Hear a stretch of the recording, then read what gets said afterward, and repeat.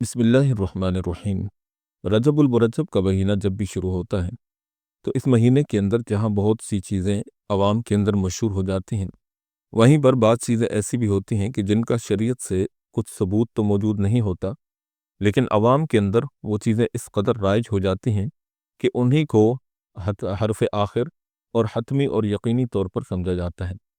چنانچہ رجب کے مہینے کی 27 تاریخ کے متعلق یہ بات مشہور ہے کہ اس 27 تاریخ کو اللہ کے رسول صلی اللہ علیہ وسلم کو معراج کا واقعہ پیش آیا۔ آج کل رجب کی 27 تاریخ میں بے شمار ایسی چیزیں ہونے لگی ہیں جن کا شریعت میں کوئی ثبوت نہیں ہے، بلکہ بہت سی چیزیں شرعاً گناہ ہیں۔ اکثر علاقوں میں شب معراج 27ویں رجب کو منائی جاتی ہے اور اس رات کو نعوذ باللہ شب قدر کا درجہ دیا جاتا ہے، اور اس دن حلوہ وغیرہ پکایا جاتا ہے، رنگین کاغذوں کی جھنڈیاں لگائی جاتی ہیں، رات کو آتش بازی وغیرہ کی جاتی ہے اور مٹی کی چھوٹی چھوٹی رکابیوں پر رنگین کاغذ چڑھائے جاتے ہیں جن میں چراغ رکھ کر رات کو در و دیوار پر چراغاں کیا جاتا ہے، اور اس رات میں گھروں کو صاف ستھرا کیا جاتا ہے۔ پنجابی میں اس رسم کو کول جلانا کہتے ہیں۔ جو شخص ان رسموں کی مخالفت کرے اسے وہابی کا لقب دیا جاتا ہے۔ یہی وجہ ہے کہ عموماً ائمہ مساجد جاہلوں کی اس گالی سے ڈر کر ان کی مخالفت نہیں کرتے۔ حالانکہ حلوہ پکانے کو عبادت سمجھنا ایک فضول حرکت ہے، اور باقی رسموں میں فضول خرچی اور اسراف بھی پایا جاتا ہے۔ 27 رجب کو اس قسم کی چیزیں زیادہ تر اس بنیاد پر سر انجام دی جاتی ہیں کہ 27 رجب کے بارے میں مشہور ہو گیا ہے کہ یہ آپ صلی اللہ علیہ وسلم کی معراج کی تاریخ ہے، اور اس رات میں ہی آپ علیہ الصلوۃ والسلام بیت المقدس اور آسمانوں پر تشریف لے گئے تھے، اور عوام میں رجب کے مہینے کی 27ویں رات ہی کو قطعی اور حتمی طور پر شب معراج سمجھا جاتا ہے۔ حالانکہ شب معراج کی تاریخوں اور مہینوں بلکہ سالوں میں بھی اختلاف پایا جاتا ہے۔ چنانچہ امام ابو عبداللہ محمد بن عبد الباقی زرقانی مالکی رحمہ اللہ فرماتے ہیں، اور جب ربیع الاول کا مہینہ ہوا یا ربیع الاخر کا یا رجب کا یا رمضان کا یا شوال کا مہینہ ہوا، اس سلسلے میں یہ 5 اقوال ہیں۔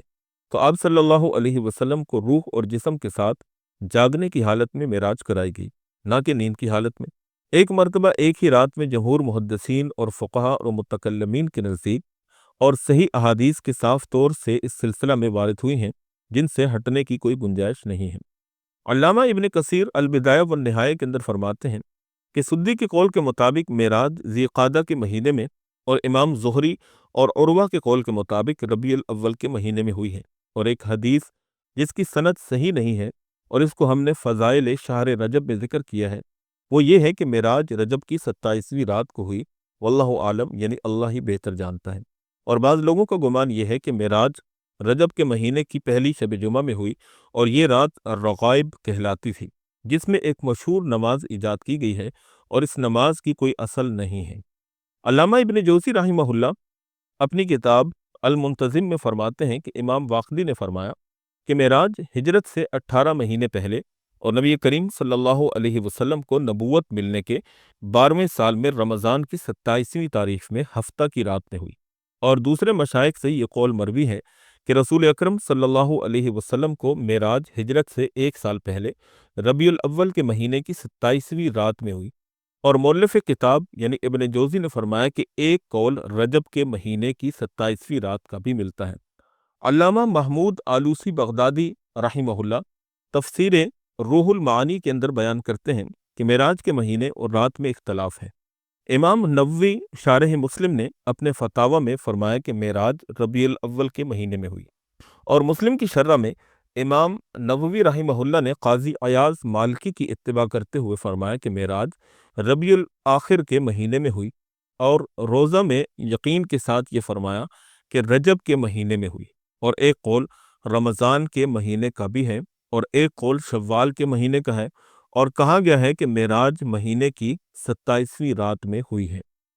معراج کے متعلق اب ہم آپ کے سامنے مختصراً وہ ساری تفصیلات بیان کر دیں گے۔ چنانچہ اگر ابتدا کی بات کریں تو مبدا یعنی ابتدا میں 5 اقوال ہیں۔ پہلا قول نبی علیہ الصلوۃ والسلام کے گھر کا ہے، دوسرا قول حضرت ام ہانی رضی اللہ تعالی عنہا کے گھر کا ہے، تیسرا قول حتیم کا ہے، چوتھا قول حجر اسود کے قریب کا ہے، اور 5واں قول زمزم کے مقام کے قریب کا ہے۔ اسی طرح سال اور مہینوں کے متعلق تقریباً 36 اقوال ہیں۔ مثال کے طور پہ پہلا کول 62 سے پہلے کا ہے، دوسرا کول 62 کے بعد 1 سال 6 مہینے کا رمضان کا مہینہ، تیسرا کول 5 نبوی یعنی نبوت کے 5ویں سال، چوتھا کول بعد البعثت 5 سال ربیع الاول کے مہینے میں، پانچواں کول 6 نبوی یعنی نبوت کے 6 سال کا ہے، چھٹا کول 62 کے بعد 10 سال بعد یعنی ربیع الاول کے مہینے میں، ساتواں کول 62 کے بعد 10 سال اور 3 مہینے بعد کا ہے، مہینہ جمادی الاخرہ کا ہے، آٹھواں کول 12 نبوی یعنی نبوت کے 12ویں سال کا ہے، نواں کول ہجرت سے 6 مہینے پہلے رمضان کے مہینے کا ہے، 10واں کول ہجرت سے 8 مہینے پہلے کا اور رجب کے مہینے کا ہے۔ اسی طرح ایک کول قبل الہجرت 1 سال کا بھی ہے اور مہینہ ربیع الاول کا بتایا جاتا ہے، ایک کول ہجرت سے پہلے 1 سال اور 2 مہینے کا ہے اور اس میں مہینہ محرم کا بتایا جاتا ہے، 13واں کول ہجرت سے پہلے 1 سال اور 3 مہینے کا ہے اور مہینہ ذی الحجہ کا بتایا جاتا ہے، 14واں کول جو ہے وہ ہجرت سے پہلے 1 سال اور 4 مہینے کا ہے اور اس میں مہینہ ذی قعدہ کا بتایا جاتا ہے، 15واں کول قبل الہجرت 1 سال اور 5 مہینے کا ہے اور اس میں مہینہ شوال کا بتایا جاتا ہے، 16واں کول ہجرت سے 1 سال اور 6 مہینے پہلے کا ہے اور اس میں رمضان کا مہینہ بتایا جاتا ہے، 17واں کول قبل الہجرت 3 سال پہلے کا ہے اور اسی طرح ربیع الاول کا مہینہ اس میں بتایا جاتا ہے، اسی طرح ہجرت سے پہلے 5 سال کا بھی کول ہے اور مہینہ ربیع الاول کا بتایا جاتا ہے۔ بہرحال اسی طرح بہت سے اقوال حدیث اور تاریخ کی کتابوں میں ہمیں ملتے ہیں۔ اسی طرح اگر مہینے کی تعین کی بات کریں تو اس میں 8 اقوال ہیں: محرم، ربیع الاول، ربیع الاخر، رجب، رمضان، شوال، ذی قعدہ، ذی الحجہ۔ ان میں سے بعض مہینوں کے اقوال کی کتب سیرت میں تصریح ہے اور بعض میں سال مذکورہ فہرست سے التزاماً ثابت ہوتے ہیں۔ اسی طرح تاریخ کے بارے میں بھی 9 سے زیادہ اقوال ہیں: 12 ربیع الاول، 17 ربیع الاول، 27 ربیع الاول، 17 ربیع الاخر، 27 ربیع الاخر، 27 رجب، 17 رمضان، 27 رمضان، 27 شوال۔ یہ 9 اقوال 5 مہینوں کی تواریخ سے ہیں، بقیہ 3 مہینے یعنی محرم، ذی قعدہ، ذی الحجہ کی تواریخ منقول نہیں ہیں۔ اسی طرح تواریخ میں مجموعہ اقوال 9 سے زیادہ ہو جاتے ہیں۔ اسی طرح دن کے متعلق یعنی کس دن میں آپ کو معراج ہوئی، اس میں 3 اقوال ہیں، بعض جمعہ کا دن کہتے ہیں، بعض ہفتہ کا اور بعض پیر کا۔ ان ساری تفصیلات کو بتلانے کا مقصد یہ ہے کہ معراج کے مہینے اور اس کے دن اور اس کی تاریخ کی تعین ایک دشوار عمل ہے، جس کو کسی خاص دن کے ساتھ متعین کرنا کسی صحیح سند سے ثابت نہیں ہے، اور یہ اختلاف اللہ کی طرف سے اپنی حکمتوں پر مبنی ہے، لہٰذا محض 27 رجب کو ظن اور تخمین کی بنیاد پر 27 رجب کو ہی معراج کی شب قرار دینا یہ شریعت سے ثابت شدہ نہیں ہے۔ البتہ اتنا کہا جا سکتا ہے کہ احتمال اس بات کا موجود ہے کہ اس رات میں نبی علیہ الصلوۃ والسلام کو معراج کا واقعہ پیش ہوا ہو۔ بلا شبہ سفر معراج حضور صلی اللہ علیہ وسلم کے معجزات میں سے ایک عظیم معجزہ ہے۔ اس سفر میں آپ نے کئی مناظر قدرت اور عجائب قدرت کا مشاہدہ کیا اور بہت سی امثال آپ کے سامنے پیش کی گئیں اور بہت سے احکام آپ کو عطا کیے گئے۔ حضرت ابو ذر رضی اللہ تعالی عنہ روایت کرتے ہیں کہ اللہ کے رسول صلی اللہ علیہ وسلم نے فرمایا کہ ایک شب میرے گھر کی چھت جس میں اس وقت میں موجود تھا پھٹ گئی اور میں مکہ میں تھا، پھر جبریل علیہ السلام اترے اور انہوں نے میرے سینہ کو چاک کیا، پھر اسے زمزم کے پانی سے دھویا، پھر ایک تشت سونے کا حکمت اور ایمان سے بھرا ہوا لائے اور اسے یعنی ان میں سے میرے سینے میں ڈال دیا اور پھر سینے کو بند کر دیا۔ روایت بخاری شریف کی روایت ہے۔ ہم اختصار کے ساتھ آپ کے سامنے یہ تمام واقعات اور تفصیلات بیان کریں گے، کیونکہ تفصیلات میں جائیں گے تو ویڈیو ہماری بہت لمبی ہو جائے گی، لہٰذا اختصار کو ملحوظ رکھتے ہوئے ہم صرف چیدہ واقعات ہی بیان کریں گے۔ اسی طرح حضرت ام المومنین سیدہ عائشہ رضی اللہ تعالی عنہا روایت کرتی ہیں، جو کہ مستدرک حاکم حدیث کی کتاب ہے، اس میں مروی ہے کہ نبی اکرم صلی اللہ علیہ وسلم کو مسجد اقصیٰ کی طرف معراج کی رات میں سیر کروائی گئی، تو صبح کو لوگوں نے اس کے متعلق گفتگو کی تو کئی لوگوں نے اس واقعہ کا انکار کیا جو رسول اللہ صلی اللہ علیہ وسلم پر ایمان رکھتے تھے اور رسول اللہ صلی اللہ علیہ وسلم کی تصدیق کرتے تھے، اور مشرکین میں سے بعض لوگ حضرت ابوبکر صدیق کے پاس گئے اور انہوں نے کہا، کیا آپ اپنے ساتھی محمد پر یقین کرتے ہیں جو یہ گمان کرتے ہیں کہ انہیں رات میں بیت المقدس کی طرف لے جایا گیا؟ حضرت ابوبکر نے فرمایا کہ کیا واقعی محمد صلی اللہ علیہ وسلم نے یہ بات فرمائی ہے؟ مشرکین نے کہا کہ ہاں۔ حضرت ابوبکر صدیق نے فرمایا کہ اگر انہوں نے واقعی یہ بات فرمائی ہے تو درست فرمائی ہے۔ مشرکین نے کہا کہ کیا آپ ان کی اس بات میں تصدیق کرتے ہیں کہ وہ رات میں بیت المقدس کی طرف گئے؟ اور صبح ہونے سے پہلے واپس آ گئے۔ حضرت ابوبکر نے فرمایا کہ بے شک میں تو ان کے اس سے بھی دور والی باتوں کی تصدیق کرتا ہوں جو وہ آسمان کی خبریں صبح اور شام بذریعہ وحی بتلاتے ہیں۔ پس اس واقعے کی وجہ سے حضرت ابوبکر صدیق کا نام صدیق رضی اللہ تعالی عنہ رکھ دیا گیا۔ مسند امام احمد بن حنبل کے اندر ایک روایت ہے جو کہ حضرت عبداللہ بن عباس سے مروی ہے۔ وہ کہتے ہیں کہ پھر معراج کی رات گزرنے کے بعد آپ صلی اللہ علیہ وسلم نے فرمایا کہ مجھے رات میں سیر کرائی گئی ہے۔ مشرکین نے کہا کہ کہاں سیر کرائی گئی؟ آپ علیہ الصلوۃ والسلام نے فرمایا کہ بیت المقدس کی۔ لوگوں نے کہا کہ پھر آپ صبح کے وقت ہمارے درمیان میں موجود ہیں، یعنی یہ کیسے ممکن ہے؟ آپ علیہ الصلوۃ والسلام نے فرمایا کہ بے شک میرا کہنا درست ہے، جس پر بعض لوگوں نے تالی بجائی اور بعض نے جھوٹ کا گمان اور تعجب کرنے کی وجہ سے اپنا ہاتھ سر پر رکھ لیا۔ لوگوں نے کہا کہ کیا آپ ہمارے سامنے مسجد اقصیٰ کی کوئی صفت اور کیفیت بیان کر سکتے ہیں؟ اور اس وقت ان لوگوں میں ایسے لوگ بھی تھے جنہوں نے مسجد اقصیٰ کے شہر میں سفر کیا تھا اور مسجد اقصیٰ کو دیکھا تھا۔ آپ علیہ الصلوۃ والسلام نے فرمایا کہ میں نے اس مسجد کی صفات بیان شروع کی تو مجھے کچھ صفات میں التباس ہوا، کیونکہ اس وقت ان چیزوں کو میں اتنے غور سے نہ دیکھا تھا اور یاد رکھنے کی اتنی ضرورت نہ سمجھی تھی۔ اتنے میں اللہ کے حکم سے مسجد اقصیٰ کو نظروں کے سامنے اس طرح کر دیا اللہ نے کہ جیسا کہ وہ دار عقیل کے قریب رکھی ہوئی ہے۔ میں نے اس کو دیکھ کر اس کی صفات بیان شروع کر دیں جو ایسی صفات تھیں جو مجھے یاد بھی نہیں رہی تھیں۔ لوگوں نے کہا کہ واللہ اللہ کی قسم صفات تو بالکل درست بیان کی ہیں۔ حضرت انس رضی اللہ تعالیٰ عنہ فرماتے ہیں کہ نبی کریم صلی اللہ علیہ وسلم کے پاس معراج کی رات میں براق کو لایا گیا جس کو عمدہ لگام ڈالی ہوئی تھی اور اس پر خوبصورت زین بچھی ہوئی تھی تاکہ نبی صلی اللہ علیہ وسلم اس پر سوار ہوں۔ تو براق کو یہ نبی علیہ الصلوۃ والسلام کا اپنے اوپر سوار ہونا دشوار معلوم ہوا۔ تو براق کو حضرت جبریل نے فرمایا کہ تجھے یہ دشوار کیوں ہو رہا ہے؟ اللہ کی قسم تیرے اوپر کوئی شخص آج تک نبی اکرم صلی اللہ علیہ وسلم سے بہتر سوار نہیں ہوا۔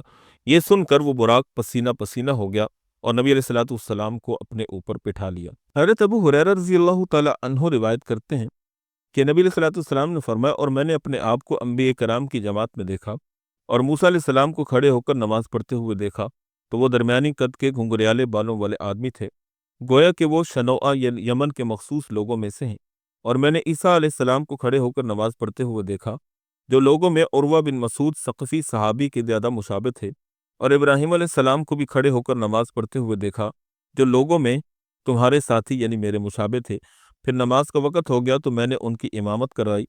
پھر جب میں نماز سے فارغ ہو گیا تو ایک کہنے والے نے مجھے کہا کہ اے محمد، یہ مالک ہیں آگ یعنی جہنم کے داروغہ، تو آپ ان کو سلام کیجئے۔ میں ان کی طرف متوجہ ہوا، انہوں نے فوراً خود ہی مجھے سلام کر لیا۔ اس کے بعد نبی کریم صلی اللہ علیہ وسلم کو ساتوں آسمان کی سیر کروائی گئی۔ چنانچہ اس کا احوال ہم بخاری کی ایک روایت جس کے راوی حضرت مالک بن صعصع انصاری رضی اللہ تعالی عنہ ہیں ان کی روایت کے ذریعے کرتے ہیں۔ چنانچہ اس روایت کا ترجمہ یہ ہے کہ نبی علیہ الصلوۃ والسلام نے فرمایا کہ مجھے جبریل لے کر چلے، یہاں تک کہ آسمان دنیا پر پہنچے اور دروازہ کھلوانے کا کہا۔ ان سے کہا گیا کہ یہ کون ہے؟ کہا کہ جبریل۔ پوچھا گیا اور آپ کے ساتھ کون ہے؟ جبریل نے کہا کہ محمد ہیں۔ پوچھا گیا کہ کیا آپ کو ان کی طرف ان کو لانے کے لیے بھیجا گیا تھا؟ جبریل نے کہا کہ جی ہاں۔ کہا گیا کہ ان کو مرحبا، آنا بہت اچھا ہے۔ چنانچہ دروازہ کھول دیا تو اللہ کے نبی کہتے ہیں جب میں داخل ہوا تو حضرت آدم علیہ السلام کو دیکھا۔ جبریل نے کہا کہ یہ آپ کے باپ ہیں، ان کو سلام کیجئے۔ میں نے ان کو سلام کیا، انہوں نے سلام کا جواب دیا۔ پھر فرمایا کہ یہ مرحبا بیٹے اور نیک نبی۔ پھر مجھے جبریل اوپر لے کر چڑھے یہاں تک کہ دوسرے آسمان پر آئے۔ پھر دروازہ کھولنے کو کہا۔ پوچھا گیا کہ یہ کون ہے؟ کہا جبریل۔ پوچھا گیا کہ آپ کے ساتھ کون ہے؟ جبریل نے کہا کہ محمد ہے۔ پوچھا گیا کہ کیا ان کی طرف آپ کو بھیجا گیا؟ جبریل نے کہا کہ ہاں۔ کہا گیا کہ ان کو مرحبا ہو، بہت ہی اچھا آنا ہے۔ چنانچہ دروازہ کھول دیا۔ بس جب میں داخل ہوا تو حضرت یحییٰ اور حضرت عیسیٰ علیہ السلام کو دیکھا اور وہ دونوں خالہ زاد ہیں۔ اسی طرح جبریل امین تیسرے آسمان پر لے کر چڑھے۔ پھر دروازہ کھولنے کو کہا۔ پوچھا گیا کہ یہ کون ہے؟ کہا کہ جبریل۔ کہا گیا کہ اور آپ کے ساتھ کون ہے؟ جبریل نے کہا کہ محمد۔ کہا گیا کیا ان کی طرف آپ کو بھیجا گیا؟ جبریل نے کہا کہ جی ہاں۔ کہا گیا کہ ان کو مرحبا ہو، بہت اچھا آنا ہے۔ چنانچہ دروازہ کھول دیا۔ اللہ کے نبی کہتے ہیں جب میں داخل ہوا تو حضرت یوسف علیہ السلام کو دیکھا۔ جبریل نے کہا کہ یہ یوسف ہیں، ان کو سلام کیجئے۔ میں نے ان کو سلام کیا، انہوں نے سلام کا جواب دیا۔ پھر فرمایا کہ مرحبا نیک بھائی اور نیک نبی۔ پھر مجھے جبریل اوپر لے کر چڑھے یہاں تک کہ چوتھے آسمان پر پہنچے، پھر دروازہ کھولنے کو کہا، پوچھا گیا کہ یہ کون ہے؟ کہا کہ یہ جبریل۔ کہا گیا اور آپ کے ساتھ کون ہے؟ جبریل نے کہا کہ محمد۔ پوچھا گیا کیا ان کی طرف آپ کو بھیجا گیا تھا؟ جبریل نے کہا کہ جی ہاں۔ کہا گیا ان کو مرحبا اور بہت اچھا آنا ہے، بس دروازہ کھول دیا۔ بس جب میں داخل ہوا تو حضرت ادریس کو دیکھا۔ جبریل نے کہا کہ یہ ادریس ہیں، ان کو سلام کیجئے۔ میں نے انہیں سلام کیا، انہوں نے سلام کا جواب دیا۔ پھر فرمایا کہ مرحبا نیک بھائی اور نیک نبی۔ پھر مجھے جبریل لے کر پانچویں آسمان پر پہنچے، پھر دروازہ کھولنے کو کہا۔ پوچھا گیا کہ یہ کون ہے؟ کہا کہ جبریل۔ پوچھا گیا اور آپ کے ساتھ کون ہے؟ جبریل نے کہا کہ محمد ہے۔ پوچھا گیا کیا ان کی طرف آپ کو بھیجا گیا تھا؟ جبریل نے کہا کہ جی ہاں۔ کہا گیا ان کو مرحبا ہو، بہت اچھا آنا ہے، بس دروازہ کھول دیا گیا۔ اللہ کے نبی کہتے ہیں جب میں داخل ہوا تو ہارون علیہ السلام کو دیکھا۔ جبریل نے کہا کہ یہ ہارون ہے، ان کو سلام کیجئے۔ میں نے ان کو سلام کیا، انہوں نے سلام کا جواب دیا۔ پھر فرمایا کہ مرحبا نیک بھائی اور نیک نبی۔ پھر مجھے جبریل اوپر لے کر چڑھے یہاں تک کہ چھٹے آسمان پر پہنچے، پھر دروازہ کھولنے کو کہا گیا۔ پوچھا گیا کہ یہ کون ہے؟ کہا کہ جبریل۔ کہا گیا اور آپ کے ساتھ کون ہے؟ جبریل نے کہا کہ محمد صلی اللہ علیہ وسلم۔ پوچھا گیا کیا ان کی طرف بھیجا گیا تھا آپ کو؟ جبریل نے کہا کہ جی ہاں۔ انہوں نے کہا کہ ان کو مرحبا ہو، بہت ہی اچھا آنا ہے۔ چنانچہ دروازہ کھول دیا گیا۔ اللہ کے نبی کہتے ہیں بس جب میں داخل ہوا تو موسیٰ علیہ السلام کو دیکھا۔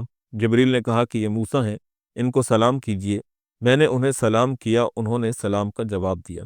پھر فرمایا مرحبا نیک بھائی اور نیک نبی۔ پھر جب میں آگے بڑھا تو وہ رونے لگے۔ ان کو کہا گیا کہ آپ کیوں روتے ہیں؟ انہوں نے فرمایا میں اس لیے روتا ہوں کہ ایک لڑکا محمد میرے بعد بھیجا گیا، اس کی امت کے لوگوں کو جنت میں داخل ہونے والی تعداد میری امت کے لوگوں سے زیادہ ہوگی۔ پھر مجھے جبریل اوپر لے کر چڑھے یہاں تک کہ ساتویں آسمان پر پہنچے، پھر جبریل نے دروازہ کھولنے کو کہا۔ پوچھا گیا کہ کون ہے؟ کہا گیا جبریل۔ پوچھا گیا اور آپ کے ساتھ کون ہے؟ جبریل نے کہا کہ محمد ہیں۔ پوچھا گیا کہ کیا ان کی طرف بھیجا گیا تھا آپ کو؟ اور جبریل نے کہا کہ جی ہاں۔ انہوں نے کہا کہ ان کو مرحبا ہو، بہت ہی اچھا آنا ہے۔ چنانچہ اللہ کے نبی کہتے ہیں کہ دروازہ کھول دیا گیا۔ بس جب میں داخل ہوا تو ابراہیم علیہ السلام کو دیکھا۔ جبریل نے کہا کہ یہ آپ کے باپ ہیں، ان کو سلام کیجئے۔ اللہ کے نبی کہتے ہیں میں نے ان کو سلام کیا، انہوں نے سلام کا جواب دیا اور فرمایا کہ مرحبا نیک بیٹے اور نیک نبی۔ اور صحیح مسلم میں حضرت انس بن مالک کی روایت میں نبیوں کے حضور صلی اللہ علیہ وسلم کو دعا دینے کا بھی ذکر ہے، اور یہ بھی اضافہ ہے کہ یوسف علیہ السلام کو حسن کا بہت بڑا حصہ عطا کیا گیا تھا۔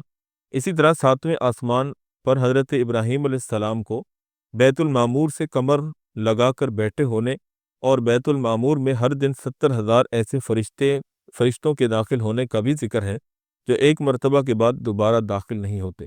اور بخاری کی ایک روایت میں جو حضرت انس سے مروی ہے یہ بھی ہے کہ لا یعلم اہل السماء بما یرید اللہ بہ فی الارض حتی یعلمہم، یعنی آسمان والے فرشتوں کو اس کی خبر نہیں ہوتی کہ اللہ زمین میں کیا کرنا چاہتے ہیں جب تک کہ اللہ تعالیٰ ان کو بتلا نہ دے۔ اسی طرح حضرت ابو ذر رضی اللہ تعالیٰ عنہ سے مروی ہے کہ آپ صلی اللہ علیہ وسلم نے فرمایا کہ جب میں معراج کی رات دنیا کے آسمان پر پہنچا تو جبریل نے آسمان کے داروغہ سے کہا کہ دروازہ کھول دیجئے۔ انہوں نے کہا کہ کون ہے؟ وہ بولے جبریل ہے۔ پھر انہوں نے کہا کہ کیا تمہارے ساتھ کوئی اور بھی ہے؟ جبریل نے کہا کہ جی ہاں، میرے ساتھ محمد ہیں۔ انہوں نے کہا کہ کیا ان کی طرف بھیجا گیا تھا؟ جبریل نے کہا کہ جی ہاں۔ جب دروازہ کھول دیا گیا تو ہم آسمان دنیا یعنی پہلے آسمان کے اوپر چڑھے۔ یکایک ایک ایسے شخص پر نظر پڑی جو بیٹھے ہوئے تھے۔ ان کی داہنی جانب کچھ لوگ تھے، ان کی بائیں جانب بھی کچھ لوگ تھے۔ جب وہ اپنے داہنی جانب دیکھتے تو ہنس دیتے اور جب بائیں جانب دیکھتے تو رو دیتے۔ انہوں نے مجھے دیکھ کر کہا کہ مرحبا اے نیک نبی اور اے نیک بیٹے۔ میں نے جبریل سے پوچھا کہ یہ کون ہیں؟ تو انہوں نے کہا کہ یہ آدم ہیں اور ان کے دائیں اور بائیں ان کی اولاد کی روحیں ہیں۔ دائیں طرف جنت والے ہیں اور بائیں طرف جہنم والے ہیں، اس لیے جب وہ اپنی داہنی طرف دیکھتے ہیں تو خوش ہونے کی وجہ سے ہنستے ہیں، اور جب بائیں طرف دیکھتے ہیں تو رنج اور غم کی وجہ سے روتے ہیں۔ قیامت تک آنے والے سارے انسان حضرت آدم علیہ السلام کی نسل در نسل اولاد ہیں، اس لیے حضرت آدم علیہ السلام کو اپنی جنتی اولاد سے خوشی اور جہنمی اولاد سے غمی ہوتی تھی۔ حضرت مالک بن صعصع کی ایک لمبی روایت میں ہے کہ نبی اکرم صلی اللہ علیہ وسلم نے معراج کا ذکر کرتے ہوئے فرمایا پھر ساتویں آسمان پر پہنچنے کے بعد میری طرف سدرۃ المنتہا کو ظاہر کیا گیا۔ تو میں کیا دیکھتا ہوں کہ اس کے پھل حجر یعنی عرب کے علاقے میں بڑے برتن مٹکے کی طرح کے تھے، اور اس کے پتے ہاتھی کے کانوں کی طرح تھے۔ جبریل نے کہا کہ یہ سدرۃ المنتہا ہے، اور وہاں 4 قسم کی نہریں تھیں، 2 نہریں باطنی تھیں اور 2 نہریں ظاہری تھیں۔ میں نے کہا کہ یا اے جبرائیل، یہ 2 نہریں کیا ہیں؟ انہوں نے کہا کہ 2 اندرونی تو جنت کی نہریں ہیں، اور 2 ظاہری نیل اور فرات ہیں۔ پھر میرے لیے بیت المعمور کو ظاہر کیا گیا۔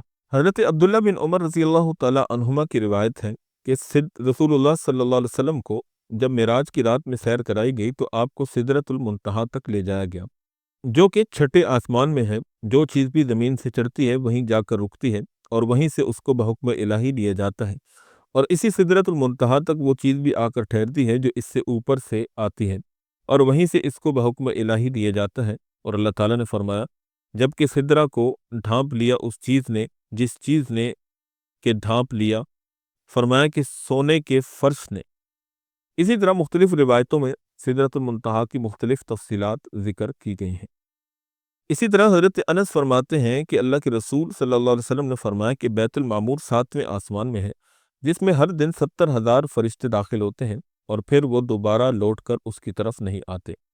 اسی طرح حضرت انس رضی اللہ تعالی عنہ سے اس کے متعلق ایک اور روایت بھی منقول ہے، جو کہ سنن نسائی اور سنن کبریٰ للبیہقی کے اندر منقول ہے۔ اسی طرح مسلم کی روایت بھی ہے، اور صحیح بخاری کی بھی روایتیں ہیں، اور دیگر حدیث کی کتابوں میں بھی منقول ہیں۔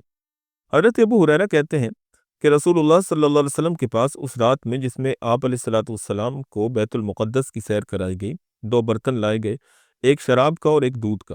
آپ علیہ الصلوۃ والسلام نے ان کی طرف دیکھا اور دودھ کو لے لیا، اور جبریل نے کہا کہ تمام تعریفیں اس اللہ کے لیے ہیں جس نے آپ کو فطرت کی ہدایت بخشی، اگر آپ شراب کو لیتے تو آپ کی امت بھٹک جاتی۔ اسی طرح حضرت ابو سلمہ بن عبد الرحمن، اسی طرح حضرت انس بن مالک، اور اسی طرح حضرت صعب بن مالک رضی اللہ تعالی عنہم وغیرہ سے اس کے متعلق روایتیں حدیث کی کتابوں کے اندر منقول ہیں۔ اسی طرح حضرت انس بن مالک رضی اللہ تعالی عنہ روایت کرتے ہیں، جو کہ ترمذی کی روایت ہے، کہ آپ علیہ الصلوۃ والسلام نے فرمایا کہ اس درمیان کہ میں معراج کی رات میں جنت میں چل رہا تھا، اچانک میرے سامنے ایک نہر آئی جس کے دونوں کناروں پر ایسے موتیوں کے قبے بنے ہوئے تھے جو درمیان سے خالی تھے۔ میں نے فرشتے یعنی جبریل سے کہا کہ یہ کیا ہے؟ انہوں نے جواب دیا کہ یہ نہر کوثر ہے جو آپ کے رب نے آپ کو عطا فرمائی ہے۔ پھر جبریل امین نے اس کی زمین پر اپنا ہاتھ مارا تو پانی کی سطح کے نیچے سے خوب تیز خوشبو والا مشک برآمد ہوا۔ اسی طرح حضرت انس رضی اللہ تعالی عنہ سے اسی قسم کی روایت بخاری شریف کے اندر بھی منقول ہے، جو کہ انا اعطیناک الکوثر کی تفسیر کے اندر منقول ہے، اور حضرت مالک بن صعصع رضی اللہ تعالی عنہ وغیرہ سے اور حضرت انس بن مالک سے اور دیگر صحابہ سے اس کے متعلق احادیث اور روایات منقول ہیں۔ اسی طرح حضرت عبداللہ بن عباس رضی اللہ تعالی عنہما سے روایت ہے کہ نبی اکرم صلی اللہ علیہ وسلم نے فرمایا کہ پھر یعنی 7ویں آسمان پر ابراہیم علیہ السلام سے ملاقات وغیرہ کے بعد مجھے اوپر ہموار مقام پر لے جایا گیا، جہاں میں نے قلموں کی آواز سنی جو لکھنے کے وقت پیدا ہوتی ہے۔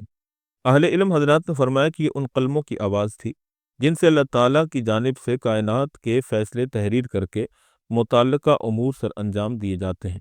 اسی طرح حضرت انس بن مالک رضی اللہ تعالیٰ عنہ فرماتے ہیں کہ نبی علیہ الصلوۃ والسلام پر معراج کی رات میں 50 نمازیں فرض کی گئیں، پھر ان میں کمی کی گئی یہاں تک کہ 5 نمازیں کر دی گئیں۔ پھر اللہ تعالیٰ کی طرف سے آواز آئی کہ اے محمد صلی اللہ علیہ وسلم، میرا فیصلہ تبدیل نہیں کیا جاتا، اور بے شک آپ اور آپ کی امت کے لیے ان 5 نمازوں کے ساتھ 50 نمازوں کا ثواب ہے۔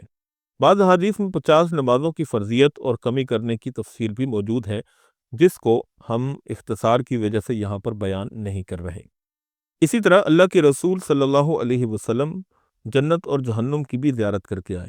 چنانچہ حضرت ابو ذر رضی اللہ تعالیٰ عنہ سے روایت ہے کہ نبی علیہ الصلوۃ والسلام فرماتے ہیں پھر مجھے جنت میں لے جایا گیا۔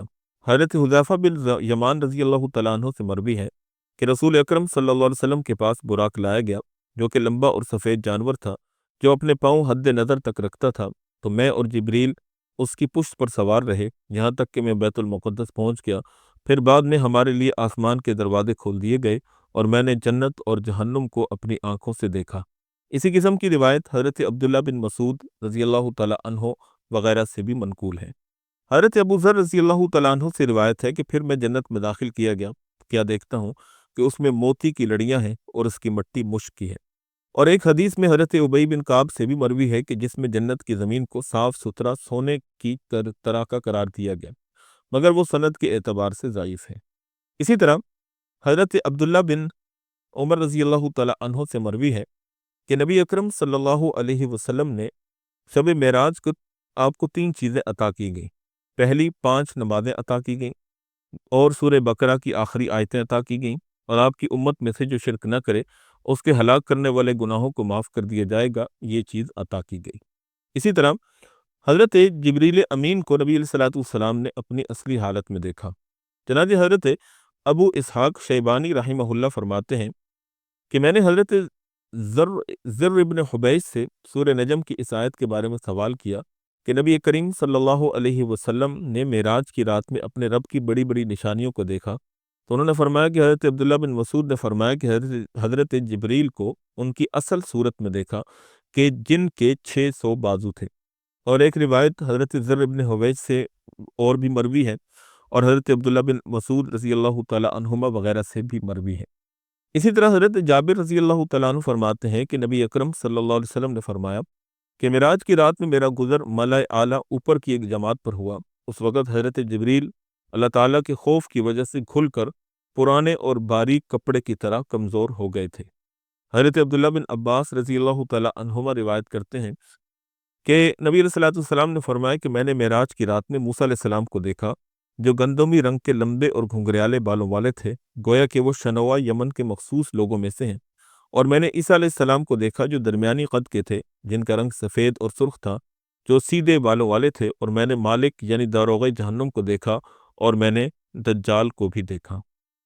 اسی طرح جنت میں نبی کریم صلی اللہ علیہ وسلم نے حضرت عمر رضی اللہ تعالیٰ عنہ کے محل کو بھی دیکھا، جیسا کہ حضرت انس بن مالک سے مسند امام احمد بن حنبل میں مروی ہے۔ اسی طرح حضرت زید بن حارثہ رضی اللہ تعالیٰ عنہ کی حور کو نبی علیہ الصلوۃ والسلام نے دیکھا، جو کہ روایت تہذیب الآثار لطبری کے اندر موجود ہے۔ اسی طرح نبی کریم صلی اللہ علیہ وسلم نے جنت میں حضرت بلال رضی اللہ تعالیٰ عنہ کی قدموں کی آہٹ کو بھی سنا، جیسا کہ حضرت عبداللہ بن عباس رضی اللہ تعالیٰ عنہما کی روایت مسند امام احمد بن حنبل کے اندر مروی ہے۔ اسی طرح سبحان اللہ، الحمدللہ، لا الہ الا اللہ، لا حول ولا قوت الا باللہ کی فضیلت نبی علیہ الصلوۃ والسلام نے کچھ یوں بیان فرمائی، جس کی روایت حضرت عبداللہ بن مسعود رضی اللہ تعالیٰ عنہ نے بیان کی۔ چنانچہ وہ کہتے ہیں کہ رسول اکرم صلی اللہ علیہ وسلم نے فرمایا کہ معراج کی رات میں میری ملاقات حضرت ابراہیم سے ہوئی، تو انہوں نے فرمایا کہ اپنی امت کو میری طرف سے سلام کہنا، اور ان کو یہ خبر دینا کہ جنت کی مٹی بہت پاکیزہ اور اس کا پانی بڑا میٹھا ہے، لیکن وہ چٹیل میدان کی طرح ہے، اور اس کی شجرکاری سبحان اللہ اور الحمدللہ اور لا الہ الا اللہ اور اللہ اکبر ہے۔ اسی قسم کی روایت حضرت ابو ایوب انصاری رضی اللہ تعالیٰ عنہ سے بھی مروی ہے۔ حضرت عبد الرحمن بن قرط رضی اللہ تعالیٰ عنہ سے ایک لمبی حدیث مروی ہے کہ نبی علیہ الصلوۃ والسلام نے شب معراج میں آسمانوں پر یہ تسبیح سنی، سبحان العلی الاعلی سبحانہ وتعالی، پاک ہے وہ بہت بلند ذات اور پاکیزہ ہے وہ بہت بلند ہے۔ یہ روایت المعجم الاوسط للطبرانی کے اندر منقول ہے۔ حضرت انس رضی اللہ تعالیٰ عنہ فرماتے ہیں کہ اللہ کے رسول صلی اللہ علیہ وسلم نے فرمایا کہ شب معراج میں میرا گزر موسیٰ علیہ السلام کے پاس سے ہوا، میں نے دیکھا کہ وہ اپنی قبر میں نماز پڑھ رہے ہیں۔ یہ سنن نسائی کی روایت ہے۔ اسی طرح حضرت انس بن مالک رضی اللہ تعالیٰ عنہ سے سنن نسائی کے اندر ایک روایت منقول ہے کہ آپ علیہ الصلوۃ والسلام نے فرمایا کہ معراج کی رات میرے پاس ایک جانور براق لایا گیا، جو کہ گدھے سے اونچا اور خچر سے چھوٹا تھا، اور اس کے قدم حد نظر پر پڑتے تھے، تو میں اس پر سوار ہو گیا، اور میرے ساتھ جبریل بھی تھے۔ پھر میں چلا تو حضرت جبریل نے فرمایا کہ یہاں اتر کر نماز پڑھ لیجئے۔ میں نے اتر کر نماز پڑھی۔ پھر جبریل امین نے کہا کہ آپ کو معلوم ہے کہ آپ نے کس جگہ نماز پڑھی؟ آپ نے طیبہ یعنی مدینہ طیبہ میں نماز پڑھی ہے، جہاں آپ بعد میں ہجرت فرمائیں گے۔ پھر وہ ایک مقام پر پہنچ کر جبریل امین نے کہا کہ یہاں بھی اتر کر نماز پڑھیے۔ میں نے اتر کر نماز پڑھی۔ پھر جبریل امین نے کہا کہ آپ کو معلوم ہے کہ آپ نے کہاں نماز پڑھی؟ آپ نے طور سینہ میں اس جگہ نماز پڑھی جہاں اللہ جل شانہ نے موسیٰ علیہ السلام سے کلام فرمایا تھا۔ پھر ایک مقام پر پہنچ کر جبریل نے کہا کہ یہاں بھی اتر کر نماز پڑھیے۔ میں نے اتر کر نماز پڑھی۔ پھر جبریل امین نے کہا کہ آپ نے کہاں نماز پڑھی؟ آپ نے دراصل بیت اللحم جہاں عیسیٰ علیہ السلام کی ولادت ہوئی وہاں پر نماز پڑھی ہے۔ اسی طرح اسی مضمون کی روایت حضرت شداد بن اوس رضی اللہ تعالیٰ عنہ وغیرہ سے بھی منقول ہے۔ اسی طرح حضرت ابو سعید رضی اللہ تعالیٰ عنہ سے ایک روایت مروی ہے جس میں براق وغیرہ کا تذکرہ ہے۔ اس میں ساری تفصیلات وہی ہیں جو پچھلی روایت کے اندر تھیں، صرف اتنا اضافہ ہے کہ نبی علیہ الصلوۃ والسلام نے دیکھا کہ ایک عورت آئی جس پر دنیا کی طرح ہر طرح کی زیب و زینت کا سامان تھا، اور اس نے اپنے ہاتھ میں وہ ساری چیزیں اٹھا رکھی تھیں، اور وہ کہہ رہی تھی کہ اے محمد ذرا ٹھہر جائیے، آپ سے کچھ پوچھنا ہے۔ تو میں چلتا رہا، میں نے اس کی طرف توجہ نہیں کی۔ پھر میں بیت المقدس میں آیا اور فرمایا کہ مسجد اقصیٰ میں آیا، اور پھر براق سے نیچے اترا اور اس کو اس حلقے سے باندھ دیا جس میں انبیاء باندھا کرتے تھے۔ پھر میں مسجد میں داخل ہوا اور اس میں نماز پڑھی، اور آگے ساری تفصیل ہم پیچھے آپ کے سامنے بیان کر چکے ہیں۔ اسی طرح حضرت انس بن مالک رضی اللہ تعالیٰ عنہ سے ایک روایت منقول ہے کہ نبی علیہ الصلوۃ والسلام نے راستے کے کنارے پر ایک بوڑھی عورت کو دیکھا تو معلوم کیا کہ اے جبریل یہ کیا ہے؟ تو جبریل نے فرمایا کہ محمد چلتے رہیے۔ آپ علیہ الصلوۃ والسلام چلتے رہے جتنا اللہ تعالیٰ نے چلانا چاہا۔ پھر کوئی راستے سے ایک طرف کو ہٹ کر آواز دے رہا تھا، کہہ رہا تھا اے محمد ادھر آئیے۔ جبریل امین نے کہا کہ اے محمد چلتے رہیے۔ آپ علیہ الصلوۃ والسلام چلتے رہے جتنا اللہ نے چاہا۔ پھر اللہ تعالیٰ کی ایک مخلوق سے ملاقات ہوئی، ان میں سے کسی نے کہا کہ آپ پر سلام ہو اے اول، آپ پر سلام ہو اے آخر، آپ پر سلام ہو اے حاشر۔ جبریل امین نے کہا آپ علیہ الصلوۃ والسلام سے کہ اے محمد ان کے سلام کا جواب دیجیے۔ آپ علیہ السلام نے ان کے سلام کا جواب دیا۔ پھر دوسری مرتبہ کچھ لوگوں سے ملاقات ہوئی اور پہلی مرتبہ کی طرح ان سے بھی مکالمہ ہوا۔ پھر تیسری مرتبہ بھی پہلی دو مرتبہ کی طرح کا مکالمہ ہوا، یہاں تک کہ آپ صلی اللہ علیہ وسلم بیت المقدس تک پہنچ گئے۔ پھر آپ پر پانی اور دودھ اور شراب پیش کی گئی تو آپ علیہ الصلوۃ والسلام نے دودھ کو لے لیا، جیسا کہ پیچھے ہم ایک روایت کو بیان کر چکے ہیں۔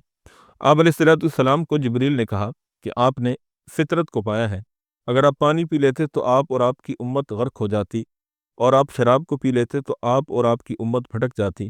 پھر آپ کے لیے حضرت آدم اور ان سے نیچے کے نبی جمع کیے گئے جن کو آپ علیہ الصلوۃ والسلام نے اس رات امامت کروائی۔ پھر آپ سے جبریل علیہ السلام نے کہا کہ وہ بڑھیا جو آپ کے راستے کے کنارے پر دیکھی وہ دنیا تھی، اور دنیا کی عمر اتنی ہی قلیل اور تھوڑی باقی رہ گئی ہے جتنی اس بوڑھی عورت کی عمر باقی ہے، اور وہ راستے سے ہٹا ہوا اللہ کا دشمن ابلیس تھا جو آپ کو اپنی طرف مائل کرنا چاہتا تھا، اور جنہوں نے آپ کو سلام کیا وہ حضرت ابراہیم، حضرت موسیٰ اور حضرت عیسیٰ علیہ السلام تھے۔ علامہ ابن کثیر رحمہ اللہ نے اس حدیث کے الفاظ پر نکارت اور غرابت کا حکم لگایا ہے، لیکن بہرحال یہ حدیث کی کتابوں کے اندر ایک حدیث جو ہے وہ موجود ہے۔ اسی طرح حضرت عبداللہ بن عباس سے ایک روایت منقول ہے کہ فرعون نے جس خاتون کو قتل کیا مومنہ عورت کو، اس کی قبر سے نبی علیہ الصلوۃ والسلام کو خوشبو آئی۔ اسی طرح حضرت انس بن مالک سے ایک روایت منقول ہے کہ نبی علیہ الصلوۃ والسلام نے ایک ایسے آدمی کو دیکھا کہ جس کی زبان اور ہونٹ کو آگ کی کینچیوں سے کاٹا جا رہا ہے۔ تو نبی علیہ الصلوۃ والسلام نے پوچھا تو جبریل نے کہا کہ یہ وہ آدمی ہے جو دوسروں کو اچھی بات کا حکم کرتا تھا لیکن خود اس پر عمل نہیں کرتا تھا۔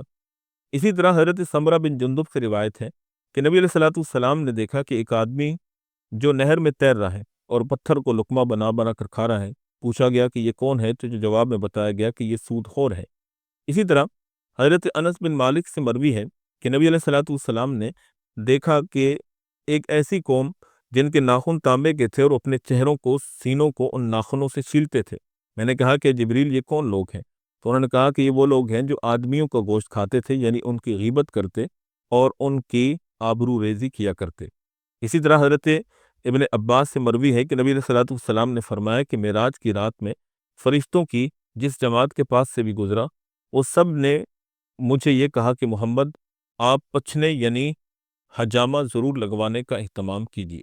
اسی طرح کی ایک روایت حضرت عبداللہ بن مسعود رضی اللہ تعالیٰ عنہ سے بھی مروی ہے۔ میں آپ کے سامنے واقع معراج کے متعلق مستند احادیث کی روشنی میں آپ کے سامنے کچھ چیدہ ایک خاکہ سا بیان کیا ہے، جس سے امید ہے کہ آپ کے ذہن میں واقع معراج کا ایک اجمالی خاکہ بن جائے گا اور آپ کو اس کے متعلق بنیادی معلومات حاصل ہو جائیں گی۔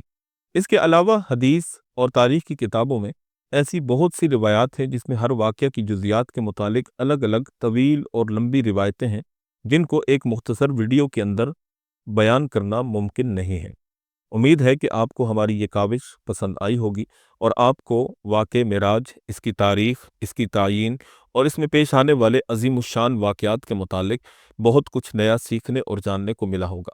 اگر آپ کو ہماری یہ ویڈیو پسند آئی ہو تو ہمارے چینل کو سبسکرائب ضرور کر دیجیے گا، اور اپنے دوست و احباب میں اس کو شیئر کر کے صدقہ جاریہ کا سبب بھی بنیے گا، اور کمنٹ سیکشن میں اپنی رائے کا اظہار کر کے ہماری حوصلہ افزائی بھی ضرور کیجیے گا، تاکہ مزید مستند اور قابل اعتماد کنٹینٹ ہم آپ کے سامنے پیش کرتے رہیں اور آپ کے دینی علم میں اضافے کا سبب اور ذریعہ بنتے رہیں۔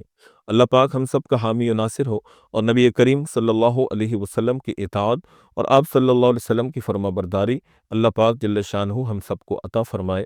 وآخر دعوانا ان الحمد للہ رب العالمین۔